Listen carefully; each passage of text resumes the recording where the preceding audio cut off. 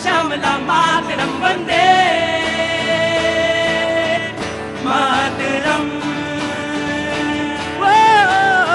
वंदे मातरम। हमसे तुमसे मिलकर बना देश सारा, बना देश सारा। धर्म मजहब में यूं ना इसको बांटो, सांझ संस्कृति से बंधा देश सारा, बंधा देश सारा।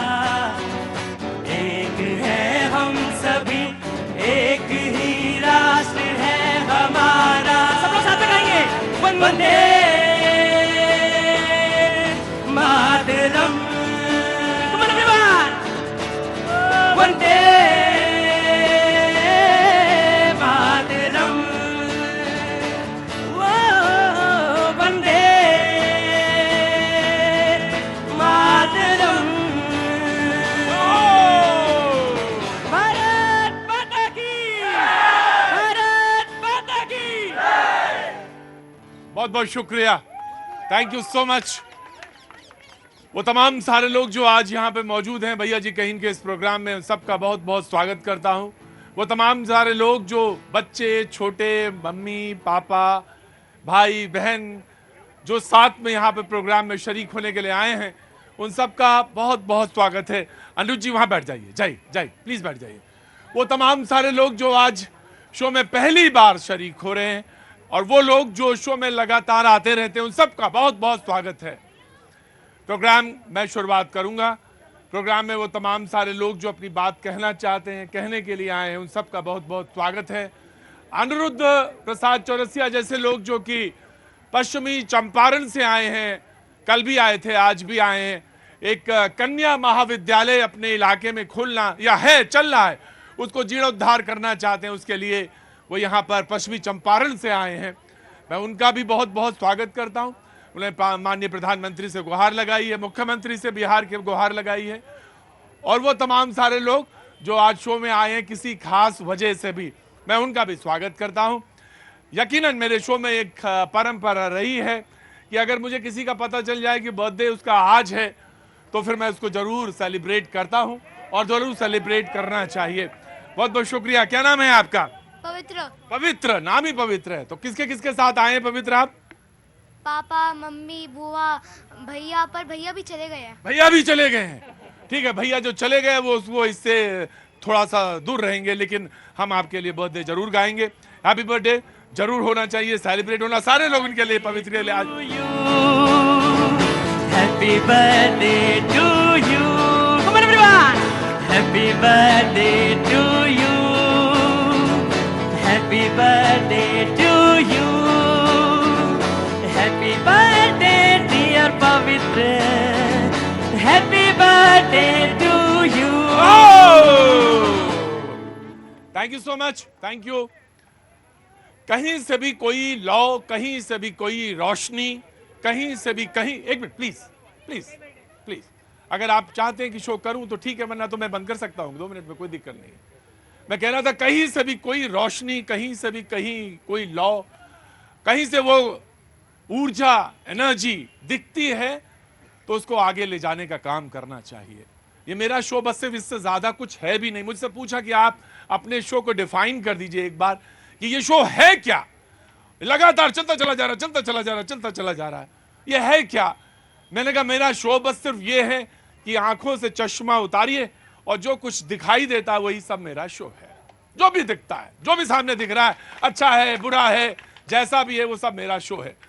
अब चश्मे लगा के ही देखिए, मेरा तो काम यह है कि मैं चश्मे लगा के ही देखता हूं, लेकिन चश्मा उतार के इसलिए कहा था वो समझने वाले समझ गए। बहुत सारे लोग अपनी बात कहने आते हैं, मैं उन सबका स्वागत करता हूं।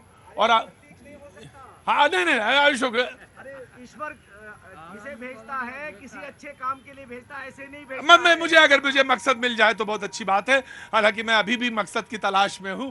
मैं सबसे बात करूंगा, थोड़ा थोड़ा बात करूंगा, जल्दी जल्दी बात करूंगा। कहां से आना हुआ आपका?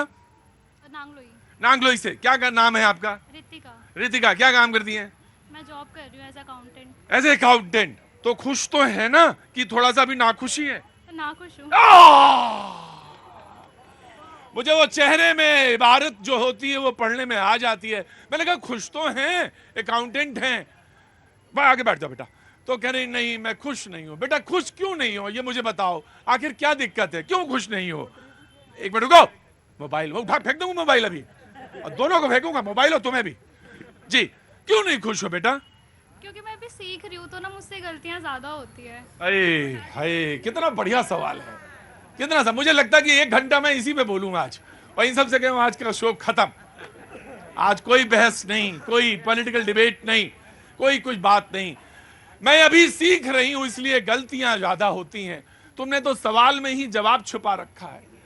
अगर सीखोगे तभी तो गलतियां होंगी। और यकीन मानो खुश होने के तमाम सारी वजह हो सकती हैं, और दुख होने के लिए या कष्ट के लिए या दुखी मन लेने के लिए एक रीजन। हम इसी बात पे लेके नाराज हैं कि मुझसे गलतियां, अरे गलतियां हो रही हैं तो तुम्हारे लिए रास्ता भी तो बन रहा है। मैंने एक दिन में मुझसे लोग पूछते हैं कि आप ये जो शो करते हैं कितने सालों से? मुझे कहा 17 साल। क्या उम्र है आपकी? 19। 27 बरस हो गए पत्रकारिता करने, इसी 17-18 बरस हो गए यही शो करते, इसी तरह के शो करते हैं। लोग पूछते हैं ये कैसे होता है?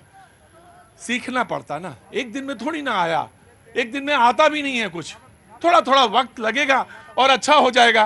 किसको बता रहे हो, गर्लफ्रेंड को? हैं? दोस्त है तो डांट पड़ेगी, गर्लफ्रेंड है तो कोई बात नहीं, है ना? दोस्त है पक्का, बता दिया, चुपचाप रहना। तो मैं यही कह रहा था कि कोई दिक्कत नहीं है, करते रहिए, थोड़ा लड़खड़ाएंगे, थोड़ा गिरेंगे, लेकिन फिर चलना सीख जाएंगे, कोई परेशानी नहीं। कहां से आना हुआ भैया? समस्तीपुर बिहार। क्या काम करते हैं? पढ़ाई करता हूँ। अच्छा, कौन सी? नेट की तैयारी करता हूँ। नेट की तैयारी। अच्छा, कौन सा विषय है? हिस्ट्री। हिस्ट्री। अरे बाप रे, सब्जेक्ट बहुत वास्ट है वो, लेकिन कुछ नहीं, आप कर लेंगे, लगे रहिए। कभी कभी शो में आ जाए करिए, मन बहल जाएगा, थोड़ा सा अपनी बात भी कह लिया करिए, दिल की, मन की, समाज की। लगता है ये होना चाहिए, ये नहीं होना चाहिए, ये गलत लगातार हो रहा है समाज में, तो वो बात कह लिया करिए, मन हल्का हो जाएगा। ये प्लेटफॉर्म है, ठीक है ना? बिल्कुल आइएगा, जरूर आइएगा। जी कहां से आना हुआ? नमस्ते। नमस्ते। कहां से आना हुआ? मथुरा से। मथुरा से। लीजिए, मथुरा वाले पीछे खड़े हैं। तो आज जो मेहमान हमारे साथ शरीक हैं वो मैं उनसे तारुफ करा देता हूं। थोड़ा सा उधर हो जाएंगे, सरक जाएंगे। डॉक्टर अजय उपाध्याय जी कांग्रेस का पक्ष रखने के लिए हमारे साथ मौजूद हैं। राकेश सिंह जी बीजेपी का पक्ष रखने के लिए बहुत बहुत शुक्रिया। वंशराज दुबे जी आम आदमी पार्टी का पक्ष रखने के लिए। वैसे तो ये हमारे शो में वंशराज जी लखनऊ में शरीक हो चुके हैं, लेकिन हमारे यहाँ एक परंपरा है कि कोई भी पहली बार जब शो में आता है तो उसके लिए ताली बजा के स्वागत होती है। तो आपका भी ये परंपरा है, ऐसा नहीं कि पहली बार, सभी के लिए हुआ है। मुफ्ती शमून कासमी साहब, और एक अच्छी खबर यह कि अब ये अध्यक्ष हो गए मदरसा बोर्ड उत्तराखंड के। मिठाई मैं मंगवाऊं या आप मंगवाएंगे? नहीं नहीं, मैं ही मंगवाऊंगा मिठाई। देखिए मेरे, आप जाइए, आप तुरंत जाइए, मैं जहां पे मेरी कार है, जहां पे इसमें बैठा हूं, इसमें एक डब्बा रखा मिठाई का, ले आइए, तो तुरंत लेके आइए। बहुत बहुत शुक्रिया, thank you so much. Dushyant नागर जी नहीं आए हैं, आते होंगे। सर्वेश पाठक जी बहुत बहुत शुक्रिया, thank you so much. Naval ji auto वाले बहुत बहुत शुक्रिया, thank you so much. Amit ji राजनीतिक विश्लेषक बहुत बहुत शुक्रिया।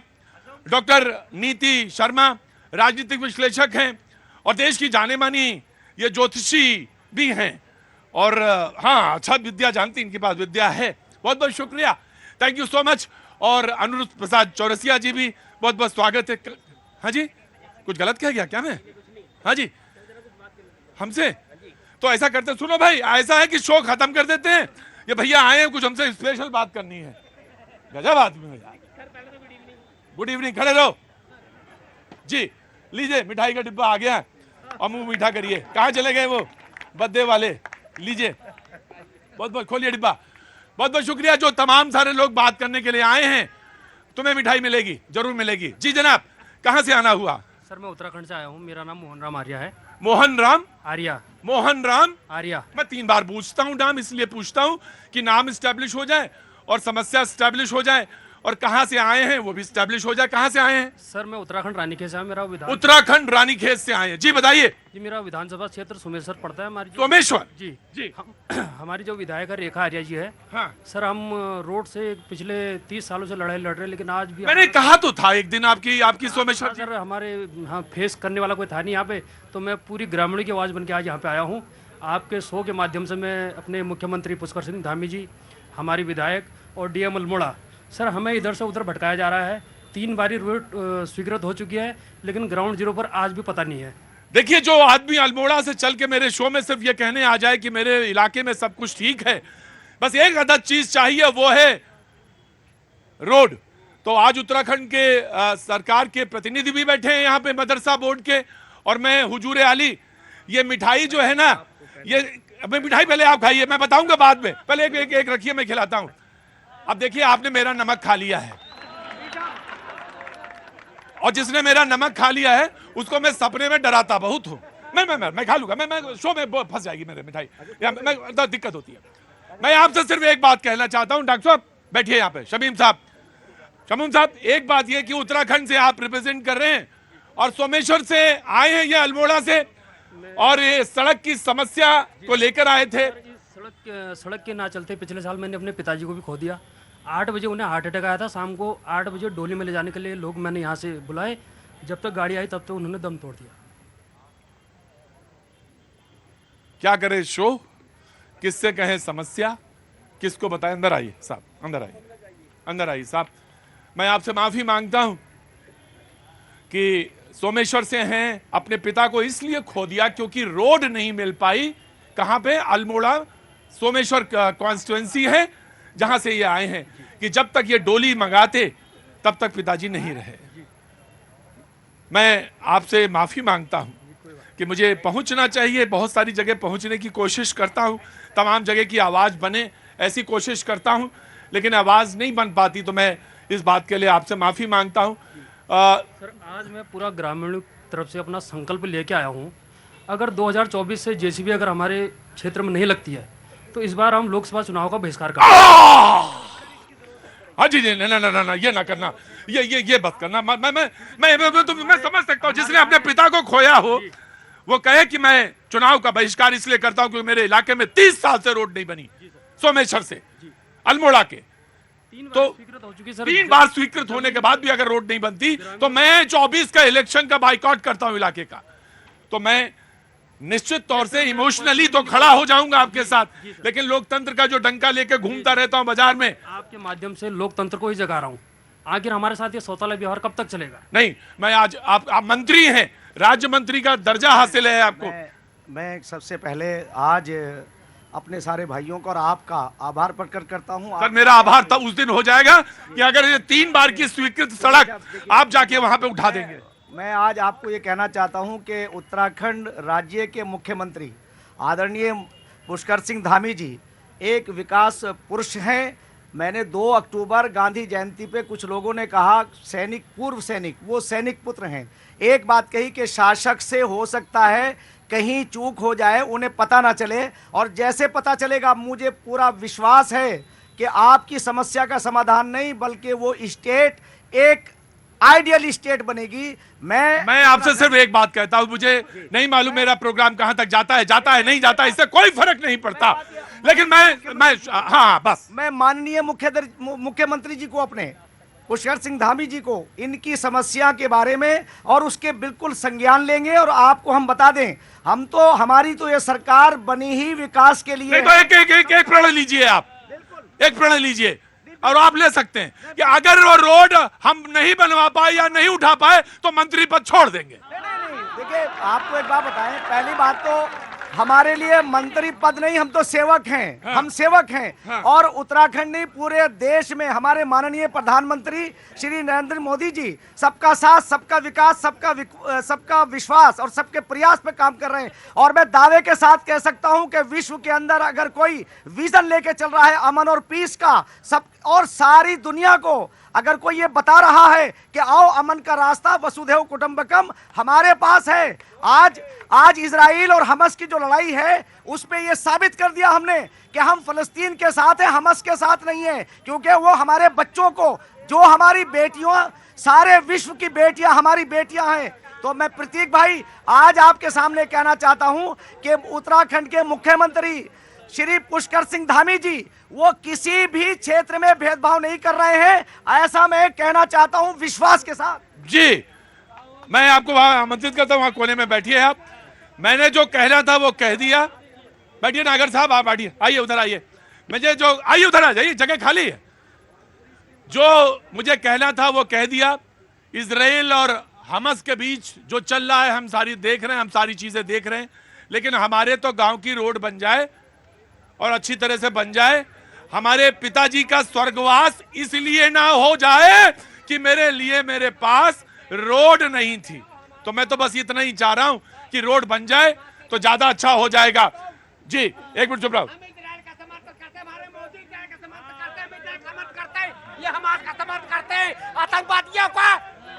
मैं कहता हूँ मोदी जी जो कर दिए ना, इजराइल का नेतान्याहू जी जैसा नेता नहीं मिलेगा। और ये कहते हैं हमास को ही दाब देगा इजराइल ने। ये कहते हो रहने दे, हम इजराइल का राज करते, तू गाजा का समर्थन कर। हम गाजा का समर्थन नहीं करते कभी, हिंदुत्ववादी हैं हम। सर बिहार का मुद्दा उठाया। गार्ड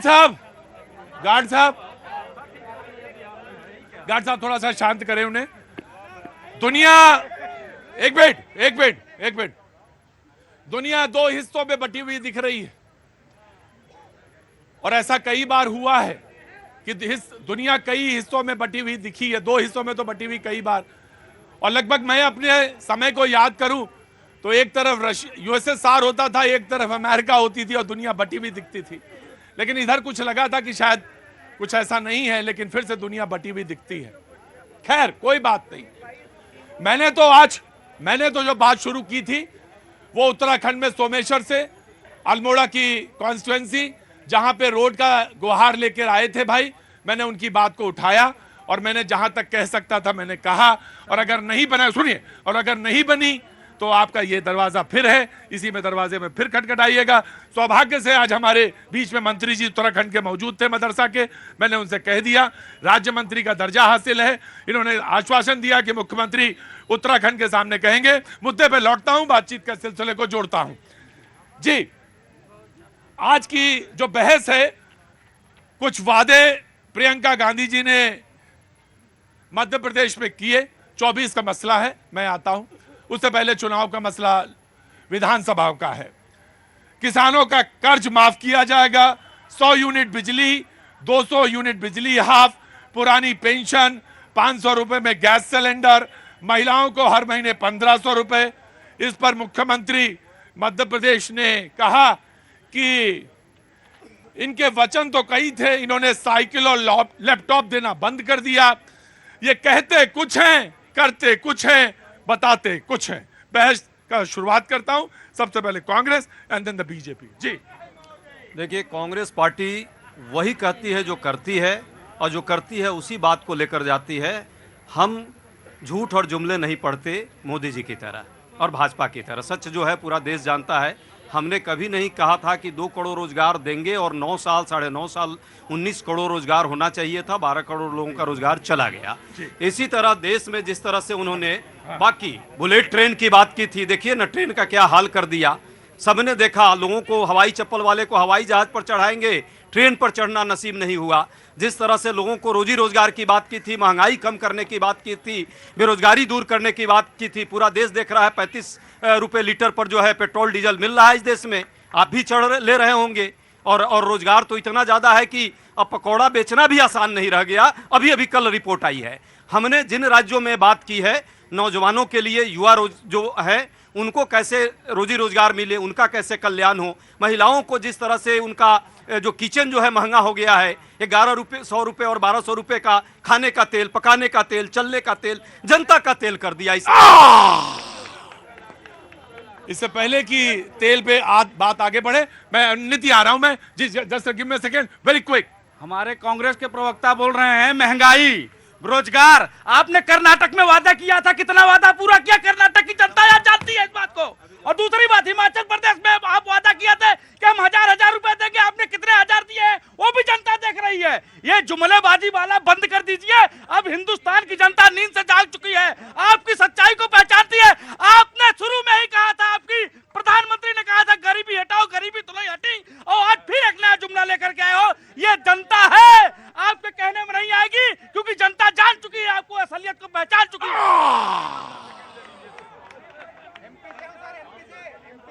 हाँ जी, एमपी से हैं। कहाँ पे एमपी से, कहाँ से हैं? मैं बदकिस्मती से उस मंदसौर से हूँ जहाँ भैया जो बोल रहे थे, जो भाजपा की शिवराज सरकार ने जिस मंदसौर में 6 किसानों को गोली मार के हत्या की थी, मैं बदकिस्मती से उस मंदसौर से हूँ। मैं जानता हूँ मंदसौर को, और मंदसौर की उस मंडी को भी जानता हूँ। उस मंदसौर की उस मंडी को भी देखा। मैं आराम से, भैया को बात कहने का हक है, सबको कहने का हक है। मंदसौर का वो इलाका भी मैंने देखा हुआ है अच्छी तरह से, तो मुझे उस बात से वाकिफ हूं मैं। और वो किसान का आंदोलन भी उस चुनाव से पहले का मुझे याद है जी। Of course you have a full right. हाँ जी। कर्नाटक में गृह लक्ष्मी योजना की हमने बात की थी। मुझे लगता है नवल भाई चूंकि दिल्ली में ऑटो चलाते हैं और कर्नाटक के अपने भाइयों से पूछेंगे, मैं पूरे सम्मान के साथ कहता हूं, वहां कर्नाटक के ऑटो वाले को क्या राहत मिल रही है, महिलाओं को क्या राहत मिल रही है। अभी कल हम लोगों ने जो है बसों में फ्री करने की जो बात की वो किया। किसानों के लिए कर्ज माफी इसी मध्य प्रदेश में हमने किया था, कि छत्तीसगढ़ में हमने किया। हम जो काम कहते हैं वही करते हैं, हम झूठ और जी एक मिनट। हाँ जी, ये एक हमारे देश की बहुत बड़ी विडंबना है। एक मिनट, वन बाय वन जी। विपक्ष में आप इस चीज को समझने का प्रयास करें। आज जो इजराइल और फिलिस्तीन की जो लड़ाई है, जो हमास जैसे आतंकी लोगों की सपोर्ट कर रहे हैं, कि वहां पे जो आग लग रही है, उस आग की अग्नि से, अपनी तुष्टिकरण की अग्नि से अपने घर की रोटी सेक रहा है विपक्ष। उसको शर्म आनी चाहिए कि जिस हमास में महिलाओं के साथ, बच्चों के साथ, बुजुर्गों के साथ इस तरीके से बर्बरता से जो आ रहे हैं, और आप उस आतंकी के साथ आप बोलते हैं। आपको शर्म आनी चाहिए। भारत तेरे टुकड़े होंगे, सिर्फ तन से जुदा होगा। और यहाँ पे मैं फ्री की आपने बात करी, प्रियंका गांधी जी ने जी। पहले ये जो एक प्रोपेगेंडा चल रहा है ना मीडिया में भी, और यहाँ कुछ भाजपा के तथाकथित लोग हैं, कांग्रेस पार्टी सदैव। एक मिनट रुकिए भाई, क्या हुआ, दिक्कत क्या है, बताओ, आप मुझे बताओ। नहीं, मैं बस ये कह रही हूँ कि भारत में शांति है ना, शांति है ना, उसको टेकन फॉर ग्रांटेड क्यों ले रहे हो? ये बहुत बड़ी चीज है कि आज भारत में शांति है, लोग बात कर पा रहे हैं, बोल पा रहे हैं, अपना मत रख पा रहे हैं। वहाँ इजराइल और पैलेस्टीन की तरह नहीं है, झगड़ा नहीं हो रहा है, आतंकवाद नहीं है, देश में कितनी बड़ी शांति है।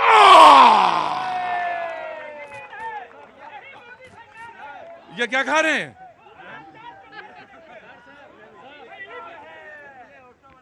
कोई भी व्यक्ति जो इस देश में शांति को प्रमोट करता है, जो सहिष्णुता को प्रमोट करता है, जो गांधीवादी विचार को प्रमोट करता है, वो कभी भी मानवता के दुश्मन हमास को नहीं प्रमोट करेगा। जो करता है वो देशद्रोही नहीं, मानवता द्रोही है, मैं मानता हूं।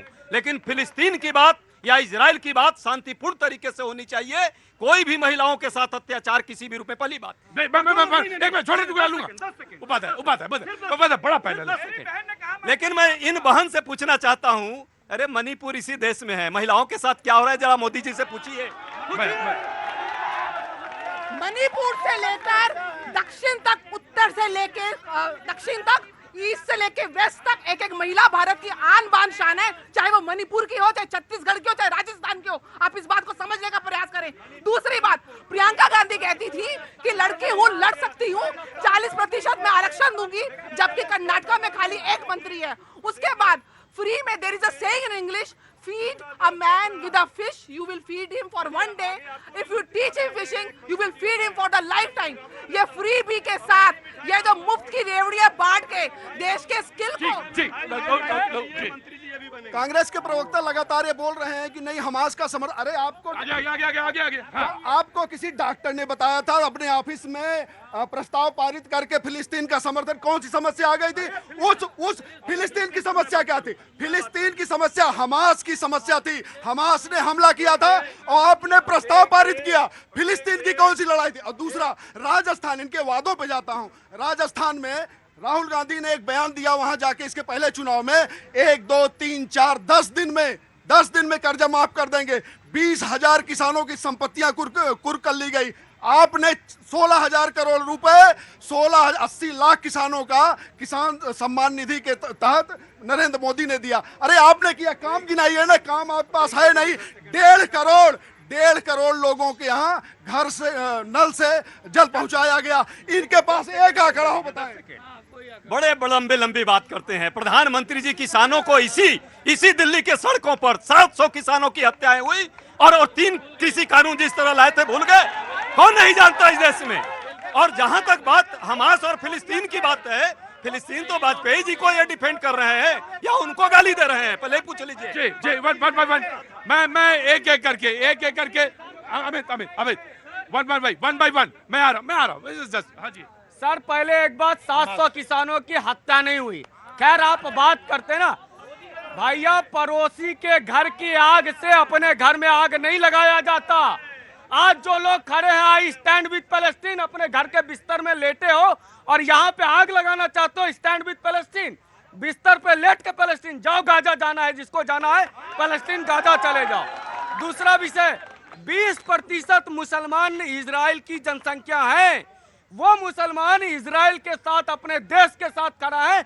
यहाँ कुछ लोग जो एसटी साहब हैं, समाजवादी पार्टी के बड़े नेता एसटी हसन और तौकीर रजा जैसे मौलाना कह रहे हैं हम नहीं, मोदी जी ने गलत किया, मतलब इजराइल से हम नाता तोड़ ले। ये हमारा कूटनीति क्या आप मौलाना तय करेंगे या देश के 140 करोड़ के हित में जो होगा उससे तय होगा? आम आदमी पार्टी, देखिए ऐसा है कि लड़ाई आप किसको मुझे मालूम नहीं था, प्रवक्ता आ गए हैं। आइए आगे जी, आगे। हाँ जी, देखिए दुर्भाग्य है कि हमारे अभी एक छोटी सी बच्ची से आपने पूछा, हाँ। एक भाई बैठा सड़क के लिए लड़ाई लड़ रहा है। यहाँ लड़ाई दोस्त और देश की है। यहाँ तमाम पार्टियां मिलके 26 दल मिलके देश की लड़ाई लड़ रहे हैं और एक 36 पार्टियों का मेला है जिसमें कहते हैं शेर अकेला 36 पार्टियों। एक मिनट बोलने दीजिए, बोलने दोगे तभी यहाँ खड़े रह पाओगे, वरना बाहर का रास्ता। 36 पार्टियों का लगा के मेला, शेर कहता मैं अकेला। मैं आपके चैनल के माध्यम से बता दूं, जितना झूठ परोसने का काम इस देश के अंदर हो रहा है, चंद लाइनों में की बढ़ा ना पाया कोई अपनी शान झूठ बोलकर, मगर ये बन रहे हैं महान झूठ बोलकर। कभी तो सच की बात कर, कभी तो सच से प्यार कर, चली है उम्र भर दुकान किसकी झूठ बोलकर। और आप यहाँ मुद्दा मणिपुर पे आप सवाल नहीं करेंगे।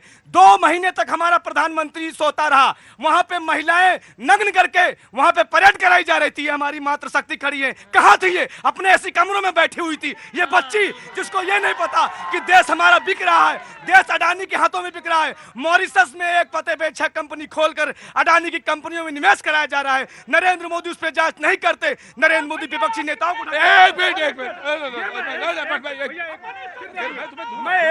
मैं ये ऑटो वाले भैया से पूछना चाहता हूं, क्या आप बताइए, आप चाहते हैं कि आपका बेटा भी आपकी तरह ऑटो चलाए? नहीं, आप चाहते हैं आपका बेटा नौकरी करे। नौकरी कहाँ है इस देश के अंदर? आप तो ऑटो परमिट ही बंद कराए हुए 10 साल से। ऑटो वाले का बेटा ऑटो कहाँ से चलाएगा? जो ऑटो 3 लाख में बिकता था आप उसे 7.5 लाख में बेच रहे हैं। तो हिंदू दिल्ली की जनता का बेटा वो कैसे ऑटो चलाएगा? आपने उस पर भी बैन लगा दिया। ये आम आदमी है जो आम आदमी को रोजगार से भी बेर भूख रखा हुआ है। और दूसरी बात मैं तो कहना चाह रहा हूँ, सच्चाई की बात, आप तो रामलीला में मैदान में सच्चाई कह रहे थे, आज क्या हुआ कि टूटों के साथ खड़े हो गए? पहले अपनी सच्चाई बताइए, आप कैसे बदल गए? और क्या ये बताइए लालू प्रसाद यादव भ्रष्टाचारी नहीं है? खड़े रहो चुपचाप, मैं आ रहा हूँ, नीति आ रहा हूँ। चुपचाप, आराम से।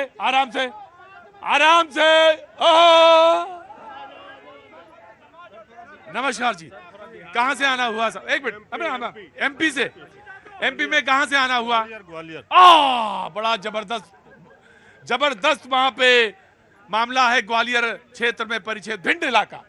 जी बिल्कुल। और वहां पे बाबूजी वहां से आए, आपको प्रणाम करता हूं, आपका परिचय जानना चाहता हूं। बीकम से गुर्जर, ग्वालियर से जी, एमपी से हूँ जी। मैं ये कहना चाहता हूँ, अभी एमपी का यह नाम आया था तो मैं बता देना चाहता हूँ कि जब से बच्चा पैदा हुआ है तब से आज तक वहाँ भाजपा की सरकार है। और भारतीय जनता पार्टी ने इतना, जब कोई बहस का मुद्दा हो, जब कोई काम की बात करे तो राष्ट्रीय लेवल पर बात करने का उसको घुमा देते हूँ। मैं जो बता देना चाहता हूँ कि 15 महीने में कांग्रेस की सरकार रही थी, उसमें किसानों का कर्जा माफ कौन मना करता है? किसानों का कर्जा माफ नहीं हुआ, मैं उसका गवाह हूं, मैं सबूत हूँ। किसानों का 50,000 तक का कर्जा माफ हुआ है और उसके बाद अगर समय रहता तो उसमें पूरा किसान का 2 लाख तक का कर्जा माफ होता। ये सत्य है जी, ठीक है। मैं तर्कों के साथ बातचीत करने का है। मैं बीजेपी वांट टू रिप्लाई जी। आम आदमी पार्टी इतनी लंबी चौड़ी इनके प्रवक्ता बात कर रहे हैं, अरे आपके उप मुख्यमंत्री जेल हैं शराब बेचने, शराब घोटाले के मामले में, उसका जवाब दीजिए। आपके स्वास्थ्य मंत्री आपके स्वास्थ्य मंत्री और जेल मंत्री मसाज करा रहे हैं, 2.5 साल से जमानत नहीं हो रही है। आपके एक नेता को अभी अभी रिमांड पर हैं, सबसे बड़े नेता थे, राज्यसभा में आपने भेजा, वो जमानत पर हैं, नहीं है ना, जमानत नहीं मिली। ये सारे लोग, आधी पार्टी अब इनकी कैबिनेट जो है ना तिहाड़ जेल में होगी, और ये केजरीवाल जी मुझे वो जनता के मुद्दे, जनता के वादे, जनता के लिए किए गए वादे जनता को बखूबी याद है। चुनाव का मौसम है, हम आपके पास हैं और बातचीत का सिलसिला और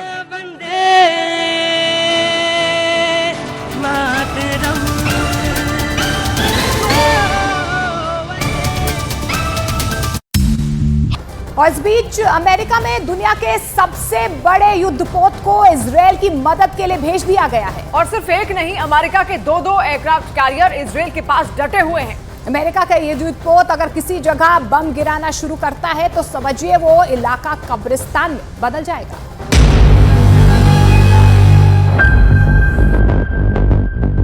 बलवान, बलशाली, शक्तिशाली,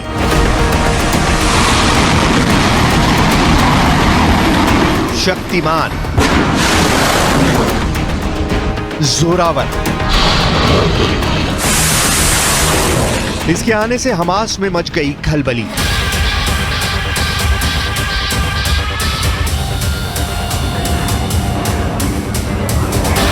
इजराइल की मदद करने आया अमेरिका का महाबली।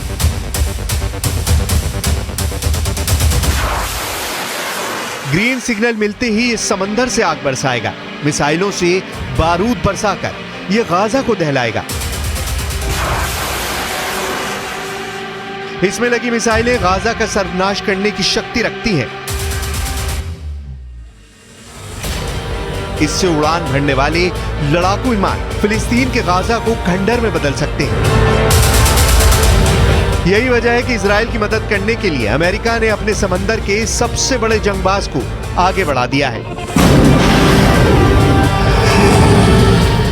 इजराइल और हमास के बीच चल रहा युद्ध अगर आगे बढ़ा तो इसमें ईरान, लेबनान और सीरिया के कूदने का खतरा बढ़ जाएगा। ऐसे में इजराइल की मदद के लिए अमेरिका ने जंग में एंट्री कर ली है। अमेरिका के राष्ट्रपति जो बाइडेन ने ईरान समेत इजराइल के सभी दुश्मनों को बहुत बड़ी चेतावनी दे दी है। बाइडेन ने वार्निंग दी है कि इजराइल के खिलाफ किसी भी हरकत का करारा जवाब दिया जाएगा।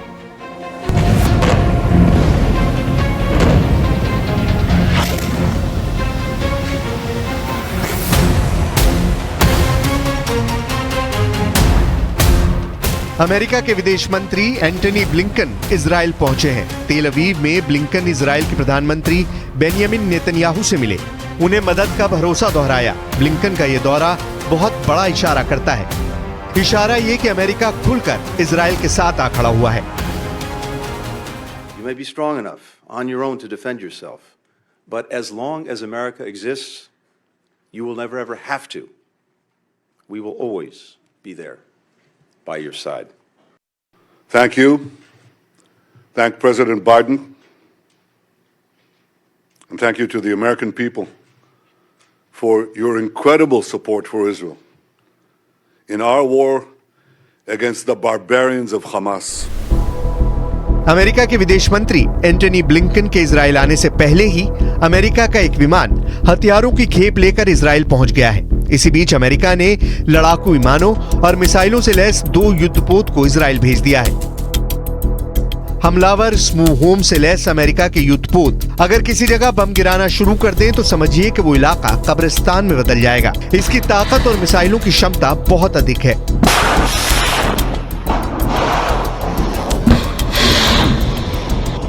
अमेरिका ने अपने 2 परमाणु एयरक्राफ्ट कैरियर को इजराइल के पास भूमध्य सागर में भेजा है। यूएसएस जेराल्ड आर फोर्ड और USS Eisenhower. USS Gerald R Ford के साथ 12 स्ट्राइक ग्रुप होता है, वहीं यूएसएस आइजनहावर के साथ 2 स्ट्राइक ग्रुप होता है जो हमला करने में मास्टर होते हैं। इनके साथ मिसाइलों से लैस और भी कई घातक युद्धपोत भूमध्य सागर में इजराइल के पास पहुंच चुके हैं। इनके साथ मिसाइलों से लैस जहाजों का पूरा बेड़ा चलता है। जिस वक्त हमास के आतंकी इजराइल में कत्लेआम मचा रहे थे, उस वक्त हमास का commander Mohammed Deif audio tape record कर रहा था। इजराइल में हुए संहार से सारी जिम्मेदारी इस हमास के कमांडर मोहम्मद दैफ की बताई जा रही है। एक आंख से देखने वाला, दोनों हाथ दोनों पैर से अपाहिज हो चुके इस आतंकी ने ही इजराइल की तबाही की संपूर्ण स्क्रिप्ट तैयार की थी। ويا أحرار العالم من لم يستطع المشاركة في طوفان الأقصى مشاركة فعلية مباشرة فليشارك بالتضامن والتظاهر والمساندة. اخرجوا للساحات والميادين.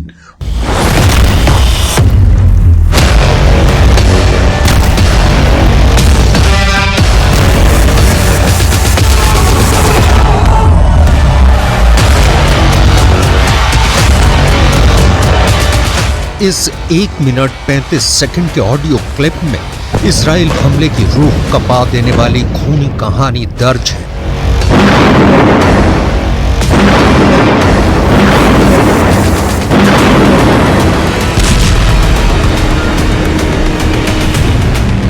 सिर्फ आवाज, बाकी कोई पहचान नहीं, क्योंकि वो अक्सर वीडियो में नकाबपोश ही नजर आता है या फिर सिर्फ उसकी परछाई ही दिखती है। वो कभी किसी को सार्वजनिक रूप से नहीं दिखा है। वो कभी भी मोबाइल या किसी दूसरे डिजिटल टेक्नोलॉजी का इस्तेमाल नहीं करता है। इसी ने इजराइल के खिलाफ हमास के हमले को अल अक्सा स्ट्रॉम नाम दिया। يوم الثورة الكبرى من أجل إنهاء الاحتلال الأخير ونظام الفصل العنصري الأخير في العالم। आतंक का नंगा नाच करने की अपील करने वाली ये ऑडियो क्लिप वायरल हो रही है। कहा जा रहा है कि ये आवाज मोहम्मद दैफ की है, लेकिन कौन है ये मोहम्मद दैफ जिसने 50 सालों में इजराइल के खिलाफ इतना बड़ा हमला कर दिया, जिसके बारे में इजराइल सोच भी नहीं सकता था? कौन है मोहम्मद दैफ जिसे मारने के लिए इजराइल की तेज तर्रार खुफिया एजेंसी मोसाद ने 7 बार कोशिश की, लेकिन वो हर बार बच निकला। इजराइल को खून के बारे में जो पता चला है वो ये कि इसके दोनों हाथ नहीं है, दोनों पैर नहीं है, एक आंख नष्ट हो चुकी है, सिर्फ एक आंख से ही देख सकता है, व्हील चेयर पर चलने के लिए मजबूर है। मोहम्मद दैफ का कोई वीडियो इंटरनेट पर मौजूद नहीं है, बस मोहम्मद दैफ की साजिशों का शिकार हुआ इजराइल की तस्वीरें हैं, जो मोहम्मद दैफ के विचारों की खूनी गवाही देती है।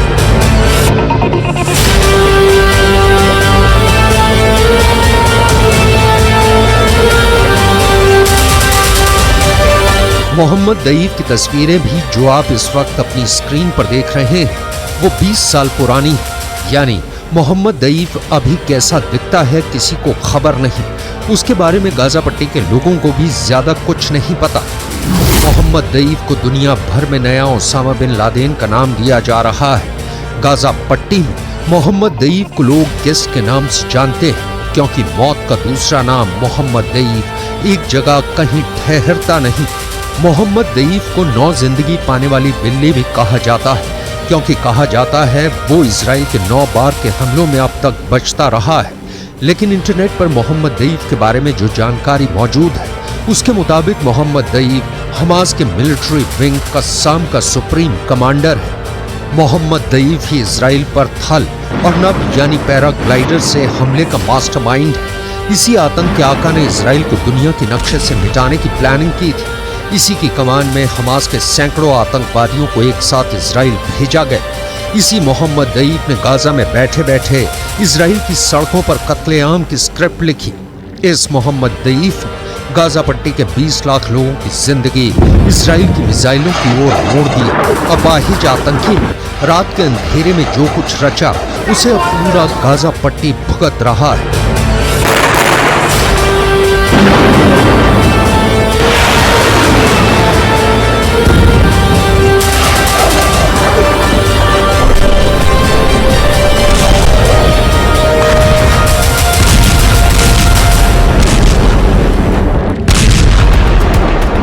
हमास के मिलिटेंट विंग के मुखिया मोहम्मद दैफ ने इजराइल पर अटैक की इतनी बड़ी प्लानिंग की थी। इसका अंदाजा इसी बात से लगा सकते हैं कि इजराइल फोर्सेस को रिस्पॉन्स करने में 3 घंटे का वक्त लग गया। इसराइल की खुफिया एजेंसी मोसाद को इस हमले की पहले भनक तक नहीं लगी। मतलब एक एक डिटेल को मोहम्मद दई सीक्रेट रखने में कामयाब रहा। कहा जा रहा है कि यह हमला इतना सुनियोजित और बड़े लेवल पर प्लान किया गया था, लेकिन इसकी जानकारी हमास के दूसरे आतंकी कमांडरों तक को नहीं थी, जब तक कि उन्हें अटैक का ऑर्डर नहीं मिल गया।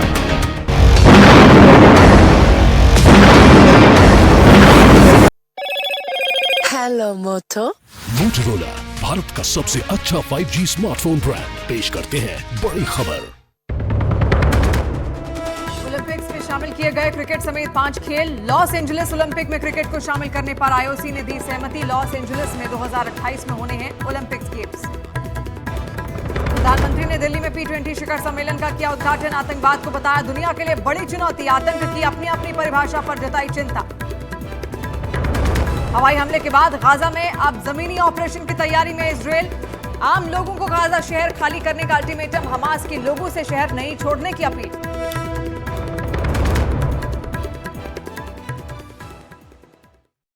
भाई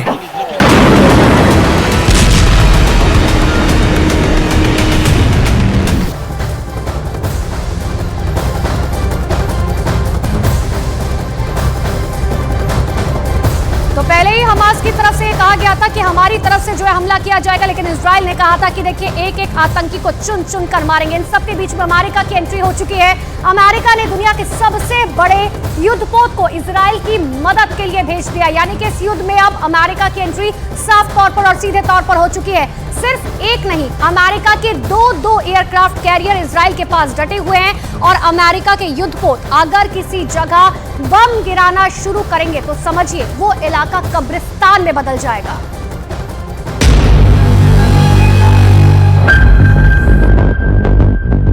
बलवान, बलशाली, शक्तिशाली,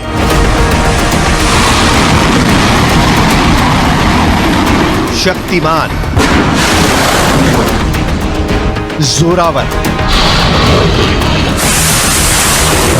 इसके आने से हमास में मच गई खलबली।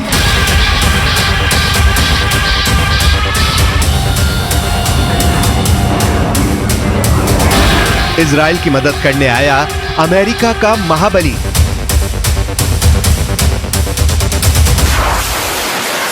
ग्रीन सिग्नल मिलते ही इस समंदर से आग बरसाएगा। मिसाइलों से बारूद बरसाकर यह गाजा को दहलाएगा।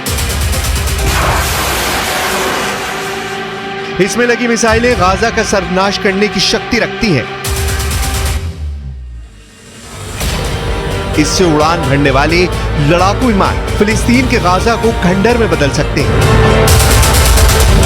यही वजह है कि इजराइल की मदद करने के लिए अमेरिका ने अपने समंदर के सबसे बड़े जंगबाज को आगे बढ़ा दिया है।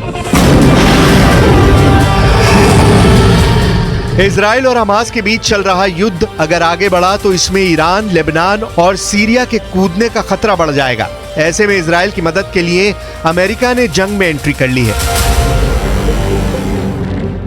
अमेरिका के राष्ट्रपति जो बाइडेन ने ईरान समेत इजराइल के सभी दुश्मनों को बहुत बड़ी चेतावनी दे दी है। बाइडेन ने वार्निंग दी है कि इजराइल के खिलाफ किसी भी हरकत का करारा जवाब दिया जाएगा।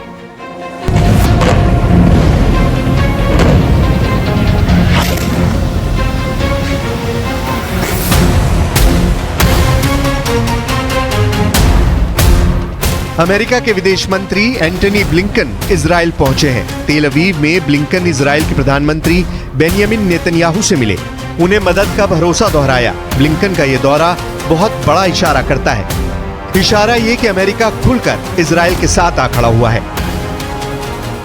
You may be strong enough on your own to defend yourself, but as long as America exists, you will never ever have to. We will always be there by your side. Thank you. Thank President Biden.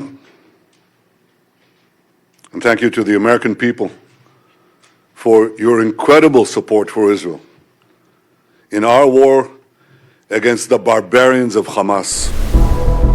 America के विदेश मंत्री Antony Blinken के Israel आने से पहले ही America का एक विमान हथियारों की खेप लेकर इजराइल पहुंच गया है। इसी बीच अमेरिका ने लड़ाकू विमानों और मिसाइलों से लैस 2 युद्धपोत को इजराइल भेज दिया है।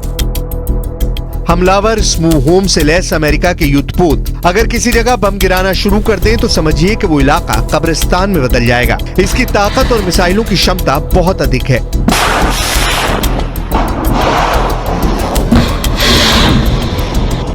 अमेरिका ने अपने 2 परमाणु एयरक्राफ्ट कैरियर को इजराइल के पास भूमध्य सागर में भेजा है। यूएसएस जेराल्ड आर फोर्ड और USS Eisenhower. USS Gerald R Ford के साथ 12 स्ट्राइक ग्रुप होता है, वहीं यूएसएस आइजनहावर के साथ 2 स्ट्राइक ग्रुप होता है जो हमला करने में मास्टर होते हैं। इनके साथ मिसाइलों से लैस और भी कई घातक युद्धपोत भूमध्य सागर में इजराइल के पास पहुंच चुके हैं। इनके साथ मिसाइलों से लैस जहाजों का पूरा बेड़ा चलता है। और इस बीच अमेरिका में दुनिया के सबसे बड़े युद्धपोत को इजरायल की मदद के लिए भेज दिया गया है। और सिर्फ एक नहीं, अमेरिका के 2 एयरक्राफ्ट कैरियर इजरायल के पास डटे हुए हैं। अमेरिका का ये युद्धपोत अगर किसी जगह बम गिराना शुरू करता है तो समझिए वो इलाका कब्रिस्तान में बदल जाएगा।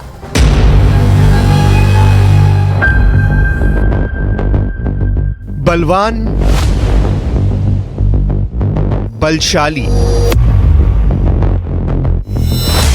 शक्तिशाली,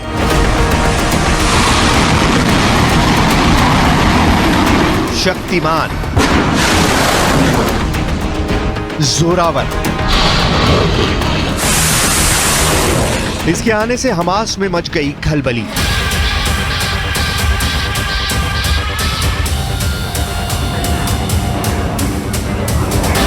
इजराइल की मदद करने आया अमेरिका का महाबली।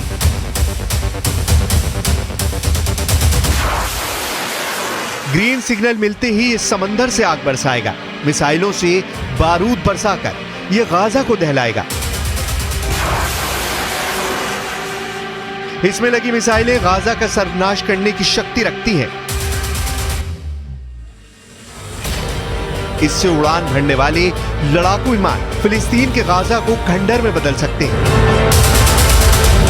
यही वजह है कि इजराइल की मदद करने के लिए अमेरिका ने अपने समंदर के सबसे बड़े जंगबाज को आगे बढ़ा दिया है। इजराइल और हमास के बीच चल रहा युद्ध अगर आगे बढ़ा तो इसमें ईरान, लेबनान और सीरिया के कूदने का खतरा बढ़ जाएगा। ऐसे में इजराइल की मदद के लिए अमेरिका ने जंग में एंट्री कर ली है। अमेरिका के राष्ट्रपति जो बाइडेन ने ईरान समेत इजराइल के सभी दुश्मनों को बहुत बड़ी चेतावनी दे दी है। बाइडेन ने वार्निंग दी है कि इजराइल के खिलाफ किसी भी हरकत का करारा जवाब दिया जाएगा।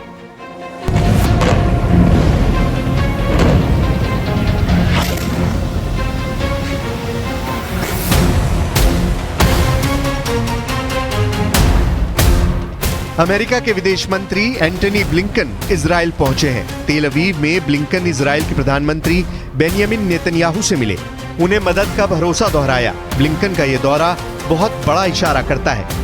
इशारा यह कि अमेरिका खुलकर इजराइल के साथ आ खड़ा हुआ है। You may be strong enough on your own to defend yourself.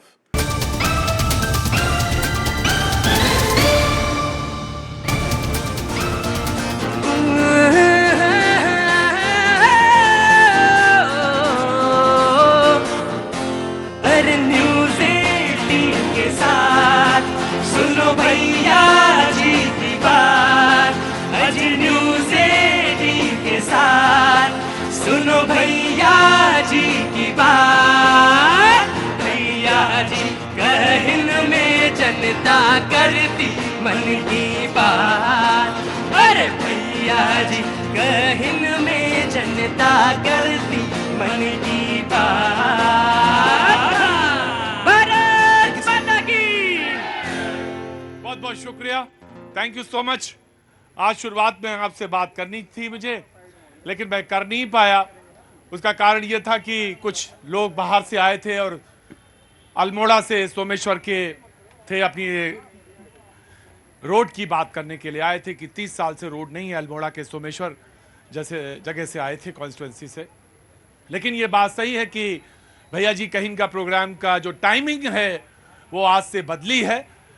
अब वो 5:50 पे आना शुरू होगा। तो थोड़ा सा पहले आना होगा और थोड़ा पहले टीवी ऑन भी करना होगा। 5:50 से अब टीवी आपको ऑन करना होगा। और खत्म कब होगा ये मुझे आज तक नहीं समझ में आया कि खत्म होता भी है या नहीं होता है, क्योंकि आप तो सोचते हैं कि ये कट हो गया, लेकिन यहाँ पे 1 घंटे तक तब भी चलता रहता है। ये बहुत सारे लोग मिलते रहते हैं, बात करते रहते हैं, कहते रहते हैं। अंडमान से आए हैं जी परिवार के साथ, बहुत बहुत स्वागत है, बहुत बहुत शुक्रिया। कहाँ से आना हुआ? जी सर, हम Andaman Nicobar port Blair sir. Port Blair से, बहुत बहुत शुक्रिया। कैसे आना हुआ आज इधर? जी हम घूमने के लिए आए थे सर, आपका प्रोग्राम हम हमेशा देखते हैं टीवी पे, तो मौका मिला यहाँ एक। बहुत अच्छी बात है और आप मेरे प्रोग्राम के हिस्सा बने, आप पूरा परिवार, बहुत बहुत शुक्रिया। आपका नाम? आरती। आरती। और आपका? शगुन। शगुन, ये जो शगुन हुआ है ना, ये तो सबसे बेहतरीन था। बहुत बहुत शुक्रिया जी। कहिए क्या परेशानी है?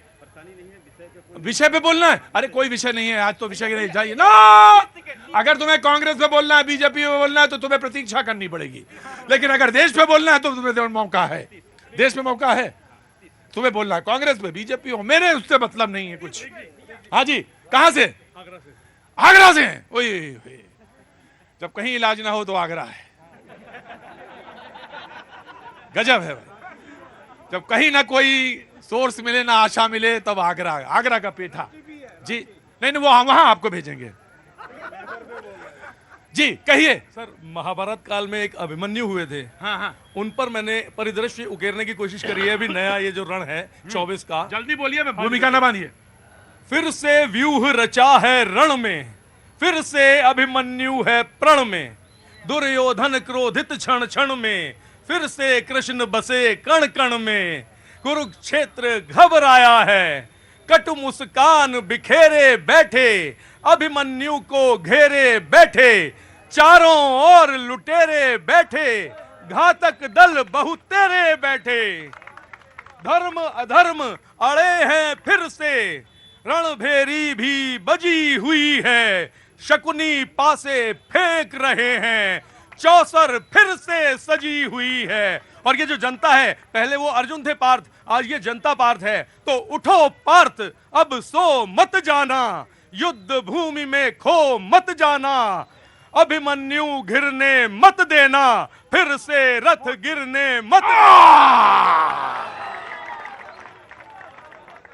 देखा, मैंने कहा था आगरा में इलाज होता है, तुम लोग मान ही नहीं रहे थे। मिला इलाज, देखो। बहुत बहुत शुक्रिया, थैंक यू सो मच। अच्छा, आपने प्रतीकों से, बिंबों से, अपने जो ऐतिहासिक बिंब और प्रतीक है उनके माध्यम से कविता का एक पक्ष रखा और समसामयिक क्षेत्र तक ले गए। बहुत बहुत शुक्रिया, थैंक यू सो मच। बाबूजी कहाँ से आना हुआ? मैं प्रयागराज से आया हूँ सर जी। इससे पहले भी एक बार आया था, तब आपसे मुलाकात हुई थी। आज दूसरी बार आया हूँ अपने कैंसर के इलाज के लिए। कैंसर के पेशेंट हैं बाबूजी, मैं आपके लिए लंबी आयु की कामना करता हूँ। जल्दी से आप किसके साथ आए? ये हमारा बेटा है, छोटा। हाँ, अच्छा, मैं ज्यादा उसमें नहीं पूछूंगा, लेकिन मैं इतना कहता हूँ आपकी लंबी आयु के लिए हम सारे लोग जितने यहाँ पे मौजूद हैं कामना करते हैं। शतायु हो, लंबी आयु हो आपकी। और जनता जब कहती है तो जरूर होता। कुछ कहना भी चाहते हैं?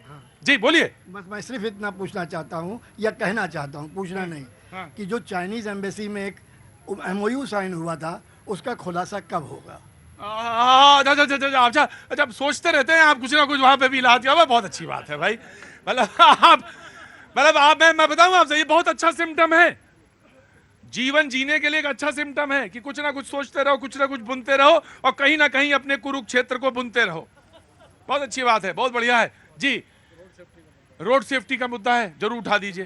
दिल्ली में आपको मालूम है हजारों लाखों लोग मोटरसाइकिल चलाते हैं और बच्चे ज्यादा शौकीन होते हैं। हाँ। जिन्हें नई नौकरी लगी है, गाड़ी। हाँ जी, गाड़ी खरीद लेते हैं जी। तो एक मैं आपके बहुत पॉपुलर शो है, इसलिए मैं प्लानिंग से आया था कि धौला कुआं से मोतीबाग साइड एक बिल्कुल रिंग रोड पे, बहुत सारे भाई सब जाते होंगे, ऐसे रोड है, चलते चलते ऐसे हो जाती है वो, और उसमें गिरने का डर रहता है।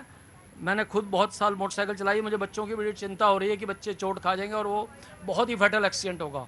धौला कुआं से मोतीबाग साइड में बिल्कुल गोल चक्कर पे, जहाँ गुड़गावा का लूप है, ये प्लीज मैं आपके माध्यम से चाहता हूं कि जो भी कंसर्न डिपार्टमेंट है वो जल्दी इस रोड को PWD और जो सेंट्रल रोड सेफ्टी वाले हैं वो उस पर जरूर ध्यान दें। और इतने जागरूक जब लोग मौजूद होते हैं शो में तो मुझे लगता है कि सुकून हो सकता है। कहाँ से आना हुआ आपका? पटना। पटना से। क्या करती हैं? प्रिपरेशन कर रहे हैं। प्रिपरेशन किस चीज की? Civil service. सिविल सर्विसेज की। पहले इनके लिए ताली बजाइए, शुभकामनाएं दीजिए कि इनका, हाँ, बिहार पे बोलने दीजिए सर। किसे? तुम्हें बिहार पे बोलने दे? चुनाव लड़ना है? चुनाव तो नहीं लड़ना है, लेकिन जो चुनाव लड़ रहे हैं उनको कुछ बोलना है। हाँ, तो जो लड़ रहे हैं उनको बताओ क्या करना है।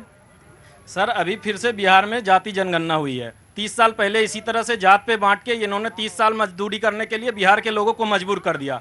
आज फिर से उसी तरह से अगला जो पीढ़ी आया है उसको जात पे बांट के ये अपनी राजनीति चला लेंगे। जो पुराने नेता है उनके नए बेटा तो सेट हो जाएंगे, लेकिन जो नया बिहार का बेटा बना है उसको फिर से दिल्ली, मुंबई, गुजरात ट्रेन पकड़ के 12,000 पे मजदूरी करने जाना पड़ेगा। इसलिए बिहार के युवा एक साथ आए और एक टारगेट बेस्ड गवर्नमेंट बनाए। अगर गवर्नमेंट टारगेट पूरा करती है तो उसको रहने दिया जाए, नहीं तो हर 2 साल पे रिव्यू करके उसे हटा दिया जाए 2.5 साल में। और क्या नाम है तुम्हारा? नीतीश कुमार। देखो कहां से कौन कौन निकल के आ रहे हैं। और भैया जी कहीं में बड़ा ऐतिहासिक चीज है, ये न सोच लेना कि कोई आ नहीं सकता। अरे जरा बाजू हटो। नीतीश कुमार झांक रहे हैं। क्या बात है कि पुराने नेता के नए बेटा तो सेट हो जाएंगे। पुराने नेता के नए बेटा, ठीक से बोलो, नहीं भगा दूंगा। पुराने नेता के बेटा सेट हो जाएंगे। सेट हो जाएंगे। हाँ। लेकिन जो नए बेटा है बिहार के, उन्हें फिर से मजदूरी करने जाना पड़ेगा 12,000 में। 12,000 में। बड़े बड़े मुद्दे रोज बड़े जबरदस्त मुद्दे लोग उठाते हैं। जी, कहां से आए हैं? यूपी बाराबंकी से। यूपी बाराबंकी से। क्या नाम है? अभिषेक यादव। देवा का मेला कब लगने वाला है? 30 तारीख को। 30 तारीख को। अरे भाई, देवा का मेला वहाँ बड़ा मशहूर है। देवा शरीफ में वहाँ बहुत बड़ा मेला मुशायरा भी होता है। कब से मैं जाता रहा हूँ, सुनता रहा हूँ, तो इसीलिए पूछ लिया। हाँ, तो इधर कैसे आना हुआ? इधर आज हमारे संजय सिंह सांसद जी हैं। हाँ। उनको ईडी सीबीआई ने गिरफ्तार कर लिया है। हाँ। उसी के पक्ष में हम लोग विरोध करने आए हैं।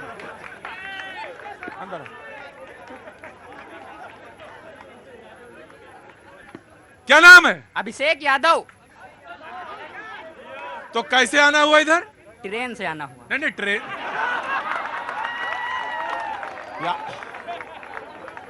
यादव जी पैदल तो नहीं आओगे तो ट्रेन से ही।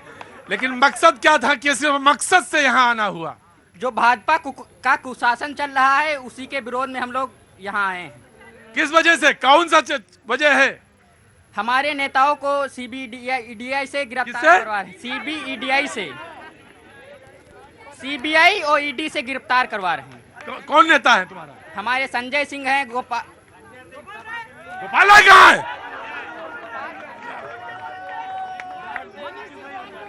शाबाश बेटा, शाबाश, बहुत अच्छी बात है।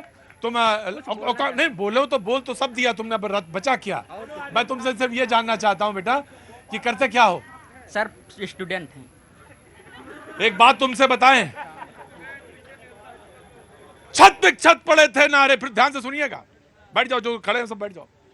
छत पड़े थे नारे, फिर उगने लगे हैं, और टूटकर खंडित हो गए थे जुलूस, फिर उठने लगे हैं। छत पड़े थे, तुम्हें एक कविता समर्पित है। छत पड़े थे नारे, फिर उगने लगे हैं, टूटकर खंडित हो गए थे जुलूस, फिर उठने लगे हैं। ऐसे में अच्छा हुआ मेरे अभिमन्यु कि तुम पैदा हो गए। स्टूडेंट हैं, रोजी रोजगार के लिए आना चाहिए था, लेकिन लोकतंत्र की लड़ाई लड़ रहे हैं। मैंने भी बचा के ही कहा है, अच्छा कहा है, लोकतंत्र की लड़ाई के लिए आए हैं। छत पड़े थे नारे, फिर उगने लगे हैं, टूटकर खंडित हो गए थे जुलूस, फिर उठने लगे हैं। ऐसे में अच्छा हुआ मेरे अभिमन्यु कि तुम पैदा हो गए। मैं तुम्हारा पिता तुम्हारी अधूरी शिक्षा के लिए उत्तरदायी हूं। मैं तुम्हारा पिता तुम्हारी अधूरी शिक्षा के लिए उत्तरदायी हूं। इसलिए आज सारे अधिकार विसर्जित करता हूं और यह चक्रव्यूह सा देश तुम्हें समर्पित करता हूं। यह ध्यान रखना कि महाभारत में कुर्बानी अभिमन्यु की होती है। संभल के जाओ, बैठो, पानी पियो। जी, स्टार्ट अगेन। जी, मैं आ रहा हूं, आपको मौका नहीं मिला। जी, देखिए, यहाँ पे तमाम पार्टियों की बात हुई। आम आदमी पार्टी के, हम दिल्ली में हैं। जब आम आदमी पार्टी आई थी तो अरविंद केजरीवाल जी ने कहा था कि इन बड़े बड़े नेताओं के जो इतने इतने बड़े बंगले हैं, इनकी क्या जरूरत है, उनमें स्कूल खोला जाए। नतीजा क्या हुआ? खुद शीश महल बना लिए। अभी पंजाब में इनकी सरकार बनी, अभी वहां पे एक आरटीआई फाइल किया गया और पूछा गया कि मान गवर्नमेंट जो है कितनी गाड़ियों का काफिला लेके चलती है, तो उसमें निकल के आया कि 42 गाड़ियों का काफिला भगवंत मान अपने साथ लेके चलते हैं। जी देखिए, अरविंद के लिए तो वैसे यहाँ पे बैठे हुए हैं साथी डिफेंड करने के लिए, लेकिन क्योंकि एक इंजीनियर है, हम कहीं ना कहीं कनेक्ट करते हैं उनको। थोड़ा आगे आ जाए, थोड़ा आगे। स्वागत है आपका जी। तो मैं ये कहना चाहता हूँ, 50 करोड़ का आपकी बात मान लेते हैं, मोदी जी ने तो 20,000 करोड़ का विस्ता का प्रोजेक्ट बनवाया, 8,400 करोड़ का एयरप्लेन उन्होंने अपने लिए एरोप्लेन खरीदा आने जाने के लिए। तो इस प्रकार से सीबीआई जांच हो रही है, दूध का दूध और पानी का पानी होगा। एक मुख्यमंत्री को इस प्रकार से अपमानित मत करिए। दूसरा, मैं जवाब देना चाहता हूँ नीतीश कुमार को। नीतीश कुमार ने कास्ट सेंसस की बात की।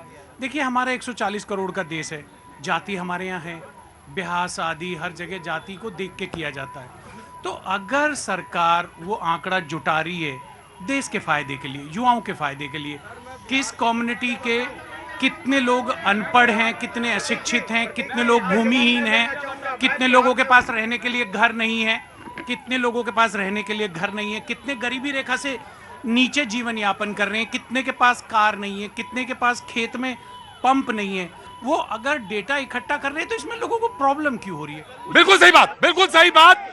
और मैं आपकी बात से 100% सहमत हूं, लेकिन मुझे एक आंकड़ा और भी चाहिए इस देश में, और पूछने का अख्तियार है। वो आंकड़ा ये है कि मुख्यमंत्री के पिताजी, अगर पिताजी मुख्यमंत्री है तो बेटा कितनी बार मुख्यमंत्री बना, और अगर जितने डिस्ट्रिक्ट मजिस्ट्रेट हैं उनके परिवार में कितने लोग डिस्ट्रिक्ट मजिस्ट्रेट रहे, ये भी डाटा चाहिए। और डाटा ये भी चाहिए, डाटा ये ऑफ कोर्स चाहिए, सारे डाटा। अधूरे डाटा लेके क्या करेंगे, पूरे डाटा दीजिए।